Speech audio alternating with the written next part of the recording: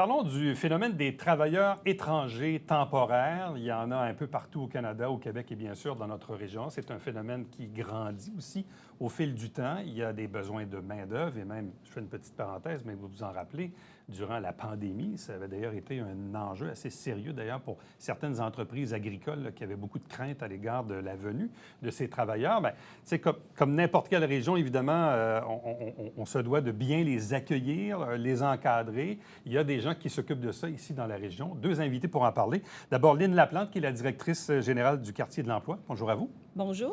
Accompagnée de Carla Duenas, qui est chargée de projet aux travailleurs étrangers à l'ANCRE. Bonjour et bienvenue. Merci beaucoup. Bon, tout d'abord, un petit résumé. Qu'est-ce que c'est le quartier de l'emploi, pour que les gens comprennent? Le quartier de l'emploi, c'est le nom, en fait, de notre bâtisse qui regroupe les deux corporations, Coffre et Droit à l'emploi. À l'intérieur de Coffre, services spécifiques femmes, droit à l'emploi, services clientèle mixte, travailleurs expérimentés, personnes éloignées du marché du travail et tous les services de l'ANCRE en immigration, où on s'occupe de la régionalisation, de l'accueil, de l'installation et du support pour toutes les personnes issues de l'immigration qui souhaitent venir s'établir dans notre région. Donc, c'est quand même pas d'hier que vous vous occupez des travailleurs étrangers ou étrangers temporaires. C'est pas quelque chose de nouveau dans votre panier de services. Pas du tout. Pour les services en immigration depuis 2007, qu'on offre ici dans le Haut-Richelieu des services pour accompagner toutes les nouvelles personnes qui arrivent de l'étranger. Mais au fil des années, nos services se sont développés en fonction des besoins qu'on retrouve sur le territoire, parce qu'on a de plus en plus de travailleurs étrangers temporaires qui vont arriver, au même titre qu'on a de plus en plus de personnes immigrantes qui vont rentrer avec tous les statuts, là. Des personnes reçues, du regroupement familial, des gens qui vont arriver ici avec des permis de travail ouverts, fermés, différents statuts selon l'immigration. Dans une région comme la nôtre, là, ça peut représenter combien de personnes, ça, les travailleurs étrangers temporaires? Bien, en ce moment, là, c'est plus de, je dirais, 70 de la clientèle qu'on accompagne, puis on a bon an, mal an, en ce moment, tout près de 500 personnes 500? Qu'on accompagne dans nos services réguliers. Travailleurs étrangers temporaires, on ne les a pas tous parce qu'on n'est même pas au courant, parce que tous les employeurs peuvent maintenant faire du recrutement à l'international. Fait que les très petites entreprises comme les très grosses peuvent facilement aller embaucher à l'étranger, travailleurs étrangers temporaires avec un permis de travail fermé habituellement pour une période donnée. On va avoir les travailleurs étrangers temporaires saisonniers où ils vont venir pour une saison donnée, on le dit, beaucoup dans le secteur agricole, mais on a de plus en plus de travailleurs étrangers temporaires qui arrivent avec des permis de 1, 2 ou 3 ans et qui vont être ici à temps plein pour les entreprises. La nuance est importante entre le travailleur étranger saisonnier et le temporaire. C'est pas du tout la même chose, là. Le travailleur étranger temporaire saisonnier, travailleur étranger temporaire. C'est le même statut. Non, c'est des travailleurs étrangers temporaires. Pareil. C'est juste qu'il y en a qui sont dans le secteur agricole. Puis là, maintenant, on en retrouve dans tout secteur confondu. On a les Tim Hortons, les Belles Provinces, les McDonald's, on a les Olimel de ce monde. C'est pas juste... Parce que souvent, on pense travailleurs étrangers temporaires, on pense à l'agriculture et aux saisons. Spontanément, c'est ça. Mais c'est plus large que ça. C'est beaucoup plus large que ça. Maintenant, c'est tous les secteurs confondus. Dans le secteur de la santé, on a beaucoup de travailleurs étrangers temporaires, préposés aux bénéficiaires. Les cohortes d'infirmières qu'on va chercher à l'étranger font partie des statuts de travailleurs étrangers temporaires. Habituellement, travailleur étranger temporaire va arriver avec un permis de travail fermé. Un visa de travail, là. Oui, mais qui est destiné à un employeur. Oui. Alors que certains autres peuvent avoir un permis de travail ouvert. Bon. Une fois qu'on a tout dit ça, comment on les accueille, ces gens-là? C'est là que Mme Carla entre en ligne de compte. Qu'est-ce que vous faites au juste à l'ANCRE? C'est vraiment l'accueil, mais c'est l'installation, c'est le support, le soutien de tous les travailleurs, mais surtout les travailleurs étrangers temporaires de bas salaire. Ça veut dire qui viennent ici avec un salaire de base, mais qui ont besoin de beaucoup d'informations à propos de ses droits, ses responsabilités, et comment est-ce que fonctionne ici tous les systèmes de transport, et les permis de conduire, comme conduire dans la neige pendant l'hiver. Ouais. Et c'est beaucoup d'informations, même les systèmes de santé.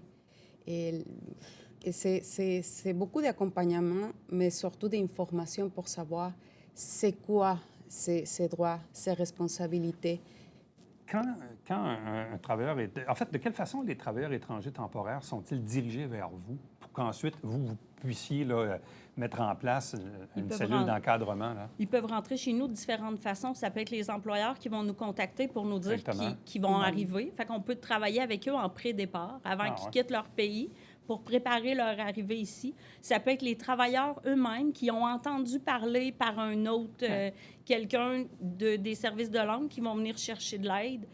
Ça peut être des références, des partenaires, des organismes, de qui que ce soit.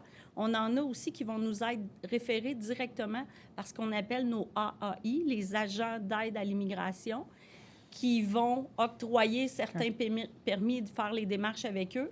Fait qu'ils peuvent nous les référer comme organisme pour les aider en installation, puis à les accompagner, premièrement, à bien comprendre leur milieu. Donc, une fois qu'ils rentrent chez vous, de quelle façon ils entrent-ils en contact, exemple, avec Carla ou les gens de ce département-là? Bien, c'est sûr que toute l'équipe de l'ANCRE va travailler pour l'installation et l'accompagnement des personnes sur le terrain. Le rôle de Carla dans le projet d'Immigrants Québec, qui est un nouveau projet pilote qu'on a depuis le mois de mars, où on va venir financer un accompagnement soutenu pour tous les travailleurs étrangers temporaires, tout statut confondu. Là. Ça peut être autant du saisonnier agricole ou ceux qui sont avec des permis de plus longue durée, mais comme Carla dit, c'est généralement ceux qu'on appelle les bas salaires. Ce qu'on appelle le bas salaire, c'est ceux qui gagnent moins de 26 de l'heure ici et considéré du bas salaire. Fait que vient avec des obligations pour l'employeur au niveau de s'assurer de l'aider à trouver un logement, de lui permettre de pouvoir bien s'installer et tout ça, vont devoir payer les billets d'avion. Il y a différentes règles. Mais le rôle de Carla, c'est de s'assurer qu'ils comprennent bien leurs droits, leurs responsabilités. Puis elle va aussi leur transmettre beaucoup d'informations légales qui peuvent leur permettre aussi de trouver les ressources quand il y a des problèmes. Bon. Donc là, vous avez bâti au fil du temps des outils. Vous en avez un qui est devant nous avec des petits post-it. Là. On va sur le côté. Expliquez-nous un peu qu'est-ce que c'est ce guide. Ouais. C'est la Bible pour les travailleurs étrangers temporaires, surtout les saisonniers. Et c'est vraiment les plus qui ont besoin de plus d'informations. C'est nous qui vont les chercher à les fermes. Vous comprenez? Ce n'est pas eux qui viennent à nous chercher, c'est le contraire. Ah oui? Oui, parce que c'est difficile qu'ils sachent où est-ce qu'ils peuvent nous trouver. Donc, c'est à l'inverse. Donc, on arrive à les faire. On fait des petits ateliers, une session d'information, une petite rencontre avec une activité et des fois donner des vélos à les travailleurs saisonniers, que c'est un problème vraiment compliqué, les transports, la communication de ferme à ferme, même pour aller à faire des transferts pour l'argent à son pays. Donc, c'est les droits et la responsabilité qui viennent en espagnol et en français, en plus, parce que sinon, c'est difficile pour eux de bien comprendre. Et ici, il peut écouter la guide. C'est l'audio de la guide, même les santé, la sécurité, les transports, comment... les santé aussi, ils ont le droit d'avoir une carte maladie comme tous les travailleurs. C'est vraiment là, ce qui vient encadrer le séjour chez nous, l'hébergement, l'argent, le transport, les communications, le réseau de la santé, les écoles probablement. On trouve toute l'information pertinente. C'est un document qui est produit par le fédéral et qui est distribué par l'entremise d'Immigrants Québec. Immigrants Québec qui va produire différents guides qu'on peut retrouver pour faciliter l'arrivée, l'intégration, l'accueil des personnes, des travailleurs étrangers temporaires. Et est-ce que ce guide-là, je comprends que celui-ci est en espagnol? Espagnol. Mais il existe dans d'autres langues? Anglais et français, anglais, français, espagnol, français et arabe. Et aussi tagalog. OK. Parce que dans le fond, en prenant le code QR, C'est là qu'on peut choisir probablement sa langue pour Ça, là. écouter. Maintenant, c'est juste anglais et espagnol qui est en audio. Est-ce que les gens qui consultent ce guide-là, parfois, ont des surprises ou des questions? C'est quoi les réactions? Énormément, parce que Oui. les travailleurs étrangers temporaires, il y en a plusieurs qui ne connaissent pas leurs droits, qui ne savent même pas leur bulletin de paye, qui ne comprennent pas c'est quoi toutes les déductions qu'ils ont.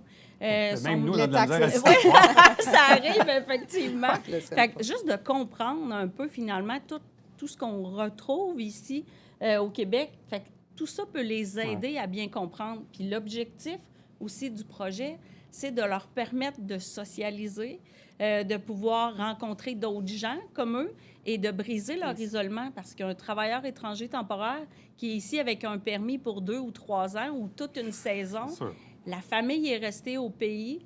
Fait que Carla organise différentes activités à caractère social dans lesquelles elle va transmettre de l'information, mais qui va aussi avoir comme objectif de leur permettre de sortir un peu. Là. Alors donc, Carla, quel type d'activité de socialisation Ça, c'est la mettez-vous en meilleure place? partie.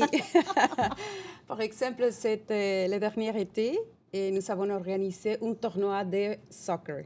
Donc, c'est un succès total avec des travailleurs étrangers temporaires, même les saisonniers et travailleurs d'usine d'ici de la région de la Montérégie, et des Mexicains, et Colombiens, Argentins, et Marocains et Tunisiens. Donc, c'était comme la COP mondiale, la COP du monde. Oui, vraiment. Cet été, et on profite pour donner des informations sur place d'une manière plus amicale.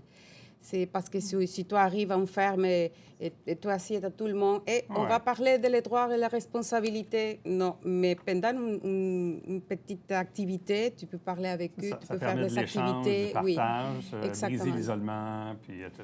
Et en plus, les pique-niques pour regarder les montgolfières, et ici à Saint-Jean-sur-Richelieu, que nous sommes fameux pour ça. Et la projection de films. Et dans les régions agricoles, il n'y a pas de cinéma.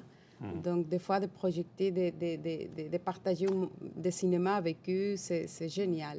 Un gros merci à vous deux. C'est fort intéressant de savoir que ça se passe chez nous et de savoir que ces gens-là sont entre bonnes mains. Merci. Merci. Merci beaucoup. Restez avec nous. On vous revient après ceci.